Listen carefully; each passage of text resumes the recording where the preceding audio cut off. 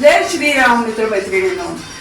आता आपल्याला मी काल तुम्हाला थालीपीठ कसं करायचं ती थालीपीठाची भाजणी मी भाजून दाखवली आणि नंतर थालीपीठ दळून पण आणलं. आज आता दुपारच्या खायला काय करायचं हा दुसरा एक यक्ष प्रश्न असतो प्रत्येकाच्याकडे. तर आज मी चिवडा करायचं ठरवलेला आहे. आणि चिवडा कसा असतो 12 महिने 24 तास चिवडा सगळ्यांना आवडतो. चिवडा आणि लाडू आमच्या घरी हे दोन पदार्थ कायम असतात. कसं असतं बघा, कोणी ऐन वेळेला आलं पाहुणं किंवा आपल्याला खावंसं वाटलं तर टीव्ही बघताना, सिनेमा बघताना, क्रिकेटची मॅच बघताना तर हा चिवडा तर मस्ट आहे. आणि लाडू तर ऑफकोर्स आवडतोच सगळ्यांना. आणि इव्हन तुम्हाला सांगते मी, आम्ही थिएटरला जाताना सुद्धा घरचा चिवडा घेऊन जातो. आणि माझी आई उत्कृष्ट लाडू तयार करते आणि चिवडा सुद्धा अतिशय सुंदर. तर आज मी तो मस्त खमंग खुसखुशीत आणि त्याला काही तेल बी जास्त लागत नाही बरं का.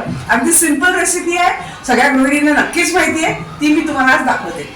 आता आधी आपण त्याचं प्रथम साहित्य बघूया काय काय आहे. तर हे आहे सुकं खोबरं, हे आहेत शेंगदाणे आणि हे आहे कढीपत्ता. हा आमच्या घरचा कढीपत्ता आहे. हा आहे मखाणा आणि हे आहेत वेफर्स. हे घरी केलेलेच आहेत. तर वेफर्स सुद्धा वरनं चिवड्याच्या वरनं टाकायला खूप छान लागतात. आधी मी हे पहिले वेफर्स तळून घेणार आहे नुसते खायला. आणि हा बघा हा चिवडा, ह्याच्यात हे चुरमुरे आहेत, फरसाण आहे, नंतर खारी बुंदी पण आहे आणि तळलेले मसूर पण आहे. हे सगळं आम्ही एकत्र केलंय. आता हे सगळे पदार्थ एक एक करून मी ह्याच्यात टाकणार आणि नंतर चिवडा फोडणीला टाकणार आहे. आतापुरतं बाय बाय बाय. चिवडा सगळा केला, एकात सगळे पदार्थ मिक्स केले आणि हा बघा हा चिवडा सगळा मिक्स केलेला आहे. चुरमुरे आहेत, नंतर फरसाण आहे, त्याच्यामध्ये खोबरं तळून टाकलंय, शेंगदाणे टाकून टाकले आणि हे मखाणा दिसतोय तुम्हाला. हा बघा मखाणा काय मस्त दिसतोय. आणि हे बघा कढीपत्ता, हा घरातला कढीपत्ता आहे. तो तळल्यावरती इतका भन्नाट वास सुटला होता की क्या बात आहे.